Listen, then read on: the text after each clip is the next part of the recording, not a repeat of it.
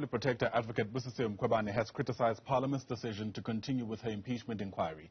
Yesterday, Parliament announced that it will go ahead with that probe to look into the Public Protector's fitness to hold office. Mkhwebane says the move is totally unacceptable because Parliament must first wait until the matter which is being investigated by Chief Justice Raymond Zondo is cleared. So, in fact, before we have that discussion, listen to what the Public Protector had to say.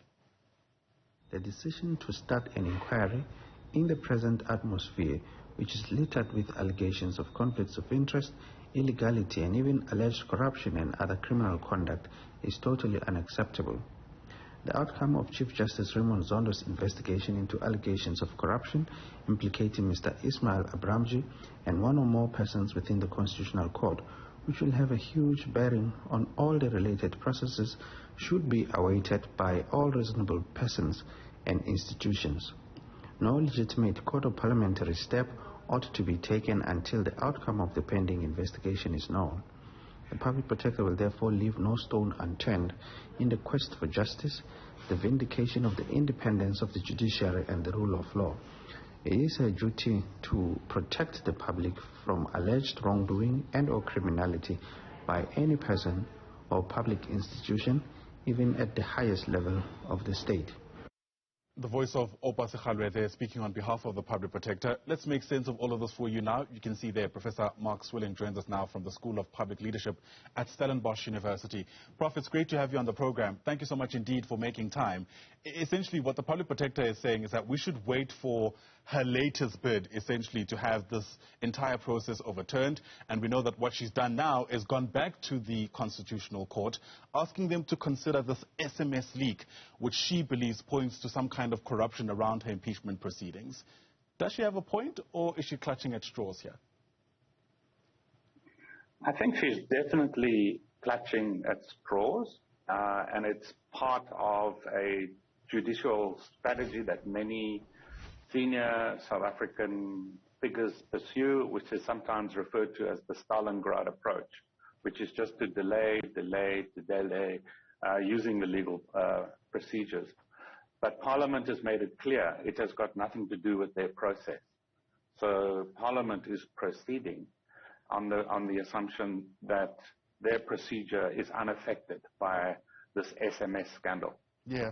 I imagine, though, Parliament would want to be able to begin these proceedings without any potential hurdles down the line if this does become a matter that the Constitutional Court even entertains.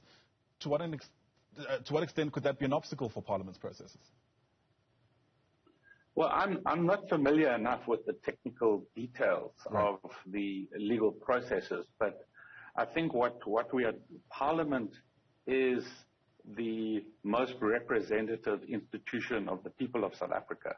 And the people of South Africa are getting sick and tired of these shenanigans. And within Parliament, across different political parties, there is a steady build-up that we simply cannot continue to have a public protector who is continuously embroiled in spats like this with powerful players.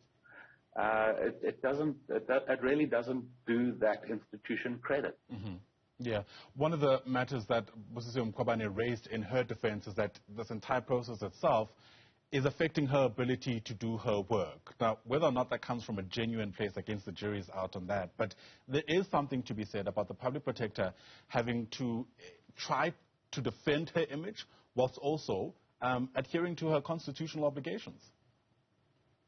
Yeah, that is true, but if you look back over the last few years, there have been so many errors of judgment that have mired her in a continuous set of actions, reactions, counter-reactions, which must drain her energy, must deflect attention away from the priorities in a way that is in a way that has negative implications for South Africans, where we need a public protector that's above all of this. But that's not what we have. If there wasn't that litany of errors of judgment that the courts have, continuously rebut, then, if it wasn't there, then that statement would have validity. But I find it difficult to think that it has validity. Right.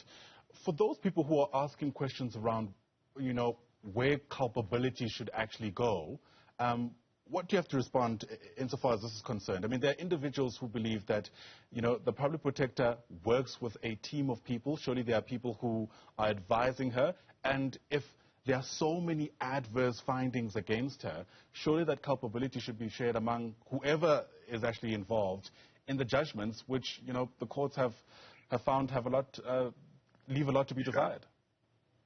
Yeah, I mean, obviously she works with a team, but none of us really have an inside view of how she works with that team. Yeah. What's her leadership style? We all know there's different leadership styles in any institution. You can be very dictatorial, you can be very collegial. We don't really know enough about how that works. So I'm not sure we can really, in a sense, blame the team, so to speak. I do get a sense, and I think many people get a sense, that she's making very profound decisions in accordance with a judgmental compass within herself that takes strategic direction from a wider set of concerns that don't really align with the public interest. Mm. There's obviously great concern around the image of the office of the public protector at this stage. Depending who you ask, before Thuli Madonsela, not many people even knew about this Chapter 9 institution. Insofar as that is concerned, I mean, we certainly get a sense that there's a lot at stake insofar as this inquiry is concerned and how it proceeds. Yeah. I mean, the stakes couldn't really be higher. I mean, Thuli Madonsela built the reputation of the Public Protector's Office, and she did that by taking on major powers and was the key voice against a state capture and published the key state capture report, which was the basis for the Zonda report, which is the basis for the whole strategy of cleaning up our society. But that tradition, that ethical authority has not persisted beyond her tenure. And I think that's what Parliament is really worried about. And I think Parliament is responding to increasing grassroots concerns amongst the constituencies of the members of Parliament. Yeah. There's an impatience within South Africa. We've got so many big challenges to deal with. We've got so much corruption to go after. And the public protectors having spats with powerful individuals.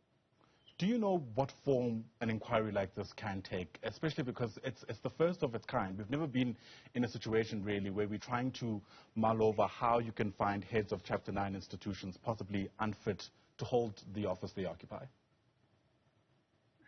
Again, I'm not that familiar enough with the inner dynamics of the parliamentary process. Some people that I've spoken to also, who are close to the process, also have similar questions to you. I think we're a young democracy. We're continuously setting precedents, and this is just one of them. The Zonda Commission, for example, was unprecedented globally. I mean, here we have a commission of inquiry that reveals mass corruption of a political party that's still in power. Normally that happens when that party is out of power, and you need a commission to kind of reveal how bad the bad guys were.